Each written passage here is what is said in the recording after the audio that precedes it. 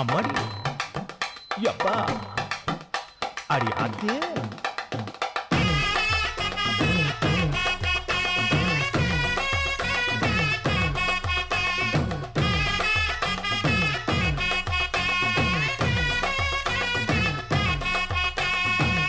ஓராஞ்சாரம் பார்த்து ஒதுங்கணும் பதமா பின்ன ஓட தண்ணிக்குள்ள முங்கி குளிக்கணும் சுகமா மெல்லலாவகமாவும் முதுக தேய்க்கணும் எதமா